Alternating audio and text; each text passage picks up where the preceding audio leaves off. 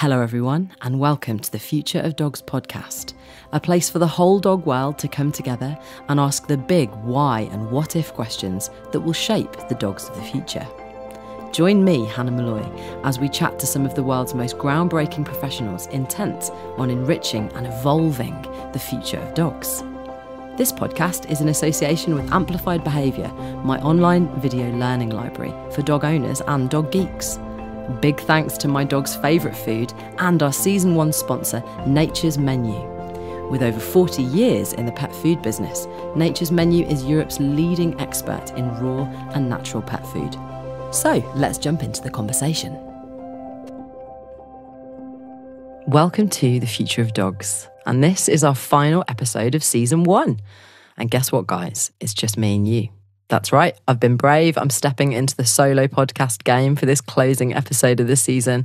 And my what if for this week is, what if we can just hang out, me and you, and we can dream together about what the future of dogs might look like? I figured it was time. This episode is therefore titled The Future of Dogs, which quite honestly looks like a nightmare written down, but in the world of audio joy, it works just fine. Today, we're going to look back, you and me, over the season, and we're going to look forward in this episode to wonder at the changing landscape of the UK in terms of dog bites and responsible dog ownership.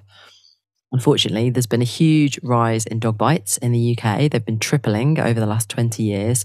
And it's something I'm becoming a bit of an expert in, quite frankly, because we're leading the charge of a parliamentary campaign, #dog bite reform, but more on that later. Wow, what a series. We have talked to some amazing experts this series and entered into discussions on the future of dog conversations. We've talked with doctors and dog geeks at the highest level about breeding and grooming, about veterinary care, nutrition, rescue, training and campaigning, and of course, the future of dogs and kids.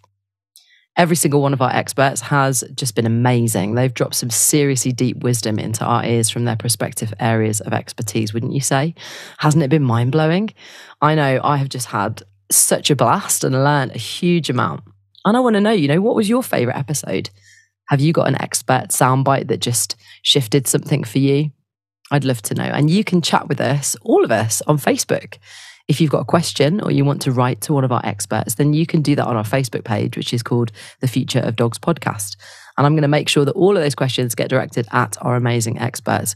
Because I'll tell you one thing that they all have in common, other than doing something groundbreaking in their field, is that they all love community and conversation. It's such a bonus.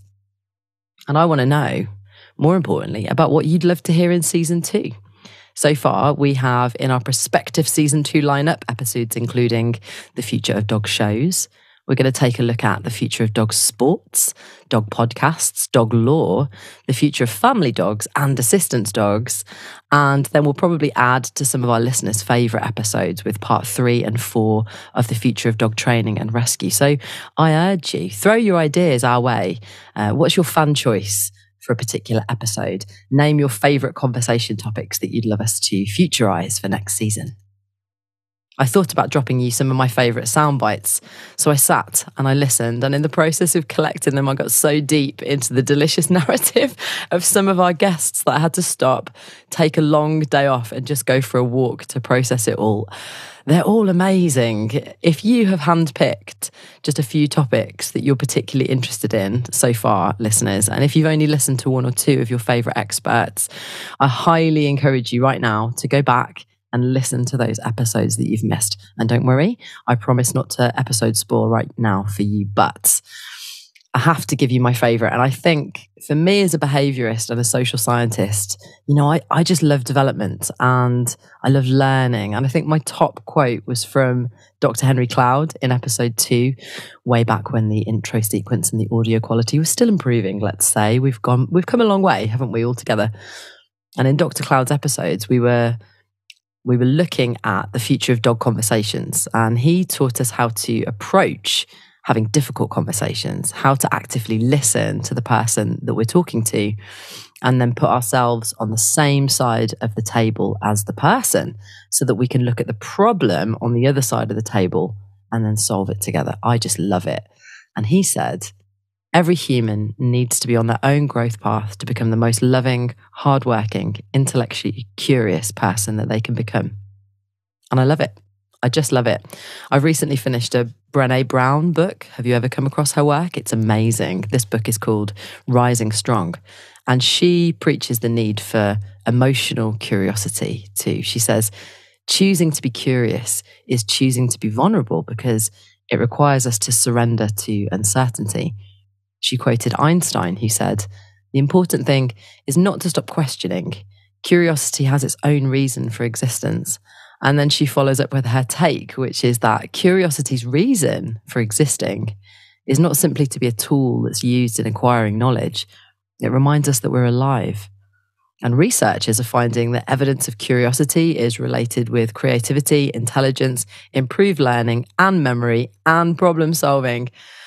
So thank you, Brené. That's amazing. I know that I am going to choose to continue to be curious and ask questions. And now I know that I can be safe in the knowledge that we're all becoming a little bit more creative and intelligent and better at solving problems together.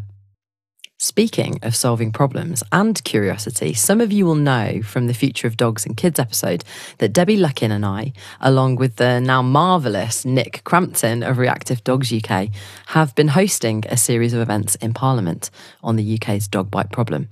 Hashtag dog bite reform. You can check it out. Check out Twitter, have a little look-see, share it, cover it. We want you all in on this because this is a rare 3-part event series to look at what we need to do right now to reduce the recent increase in dog bites and deaths in the UK. Now, these meetings are held in person at the Palace of Westminster, which is super fancy, and they're hosted by the all-party Parliamentary Group for Dog Welfare, otherwise known as APDAWG, which is the coolest acronym for an APPG ever.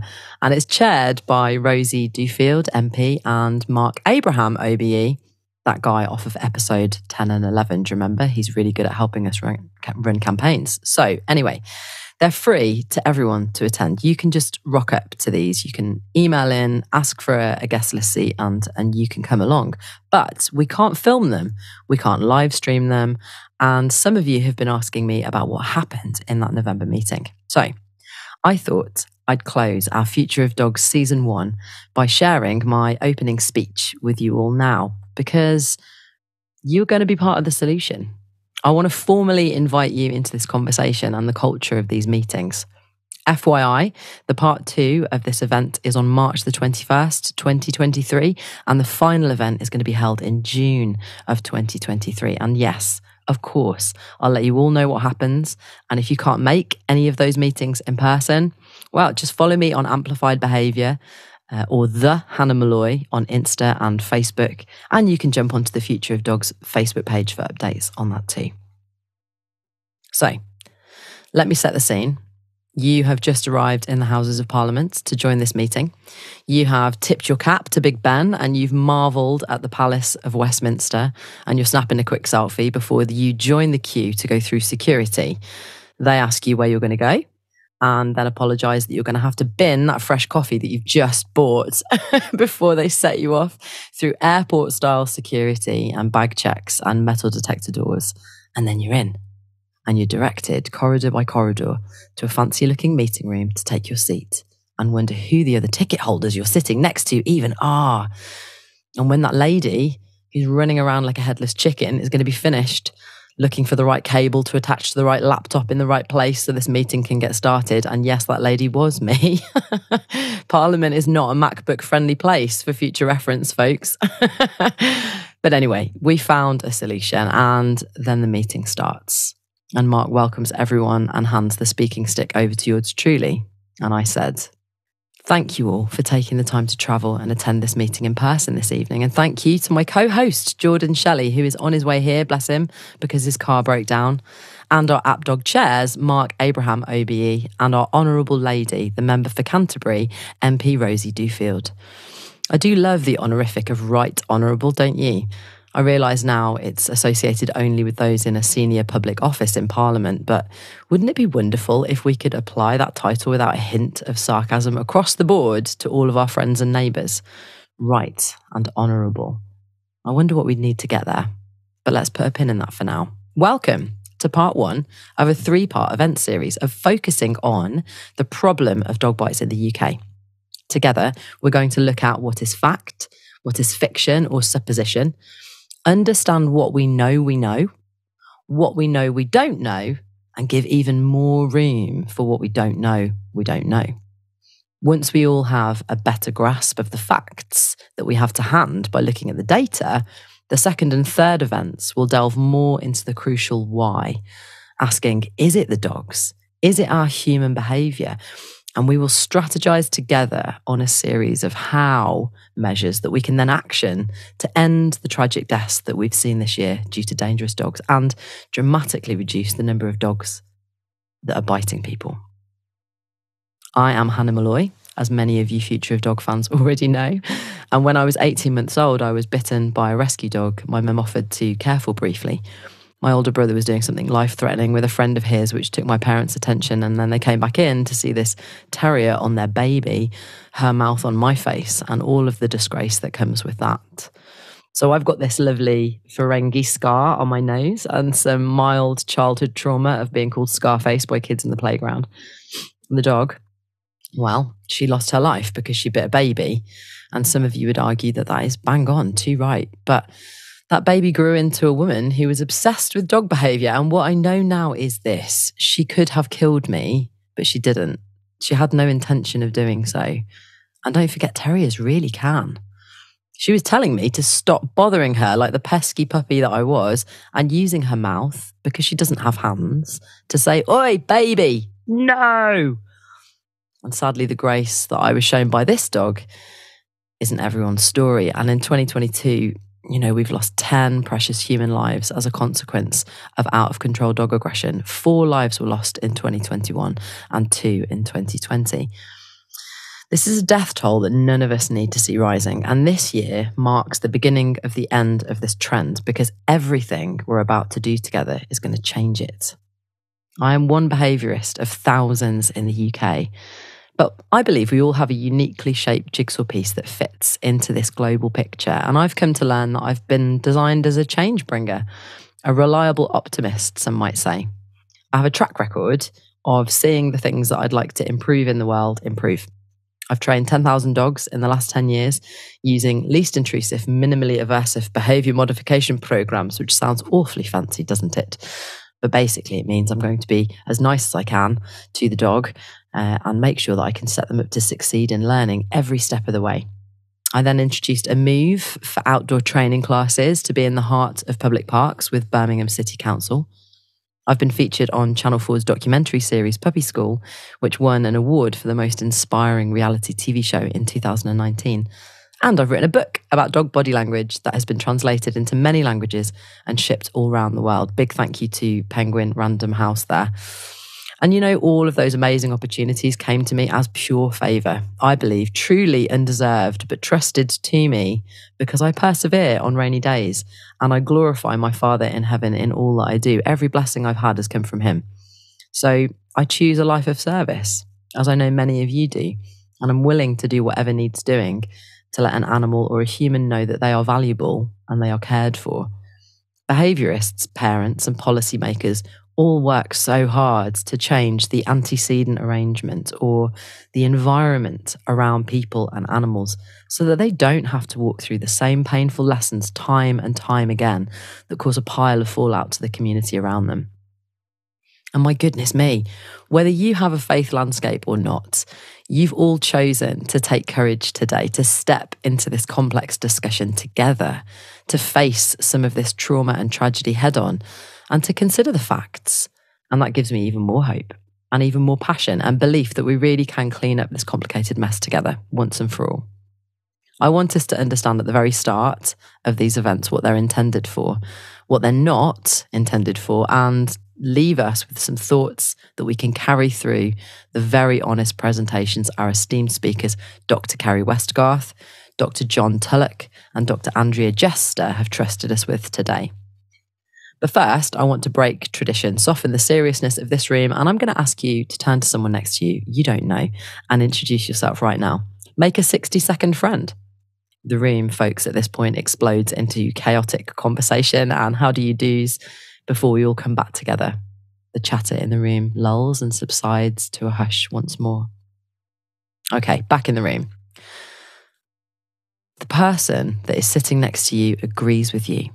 We are a community, which means that we share a common unity, that we all want to stop dog bites and protect humans and dogs from each other.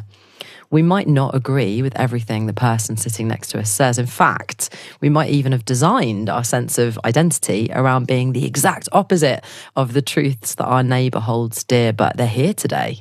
They've done the right and honourable thing as your right honourable friend in this fight. So look around at the faces in this room that are about to change the nation.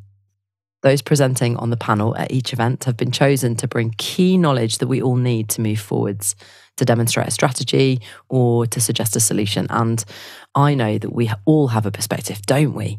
So go easy with each other. When these presentations are shared and these perspectives are voiced, it's a highly emotive subject matter. And some of your panel today are frontline workers in the fallout.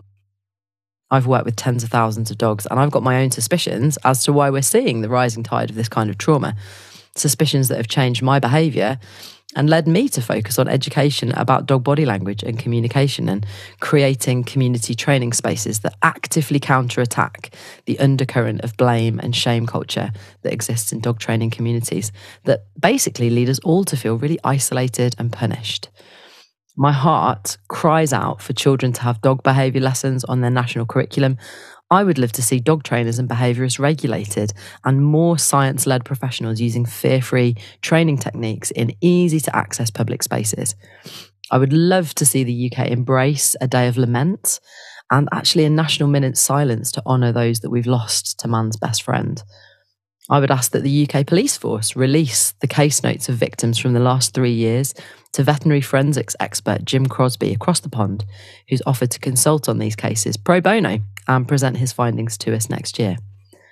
I would ask for funding to be allocated for more research to regulate and police breeding and review breed standards, and I would love the UK to take responsible dog ownership seriously. But then, who am I to draw conclusions before we've looked at the facts? We can, can't we? And we all do. We all think we know why this is happening, and some of us have reasons for our educated guesses, but today I sit with you in the audience. I'm on the same side as we look at these experts and examine the facts. These events are an exploration. They're a discussion, a chance to mourn the lives that are lost and comfort and support those whose lives are forever changed by dog bites. We're here to create clear-cut strategies for change. What we're not here to do is find the culprit and sharpen our pitchforks as a revolting mob. And we're not here to stroke egos or throw out blame and shame grenades into an already broken and painful landscape.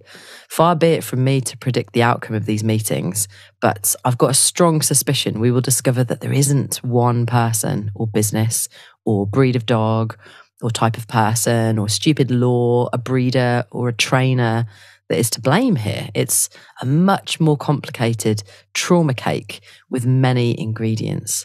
Again, I could be wrong. Maybe there is one or a small handful of culprits that are here, and how we try those people or systems can also have a huge effect on our communities.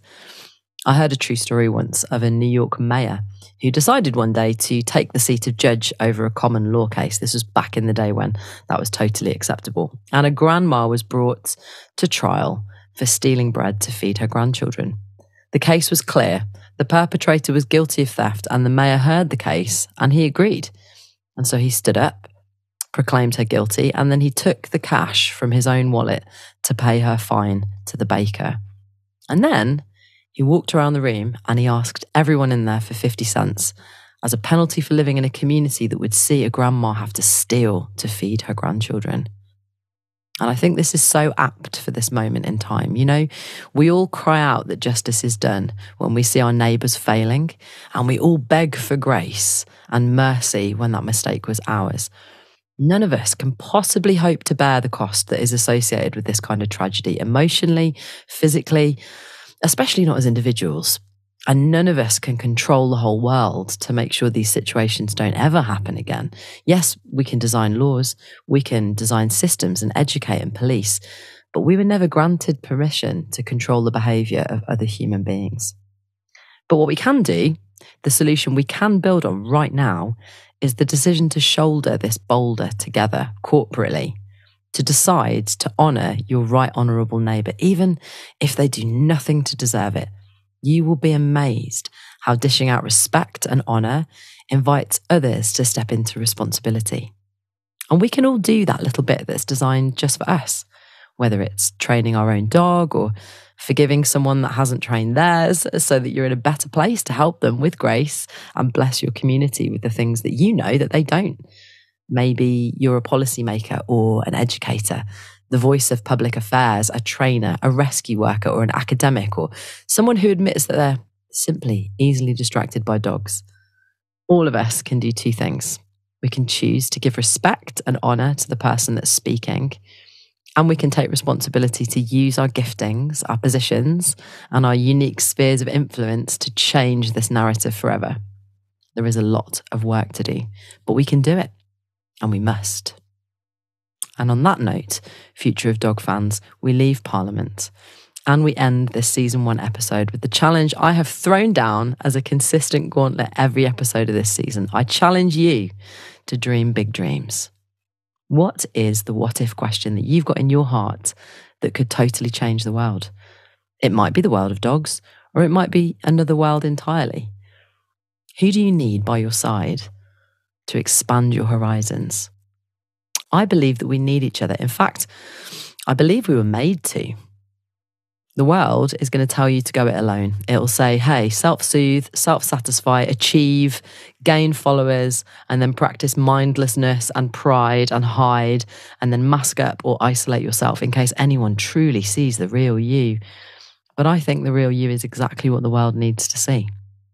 And if the global pandemic has taught us anything on a worldwide level, it's that we need each other. We need each other to lean on, to laugh with, to dream with. We need each other's skills to build cool stuff, and we need to go to war against anything that tries to destroy relationship or the unity that lives in community. Finally, thank you to Nature's Menu, our season 1 sponsor, for their support with this new thought bubble of a podcast. We couldn't have done it without you, so thank you for dreaming with us and believing in our direction.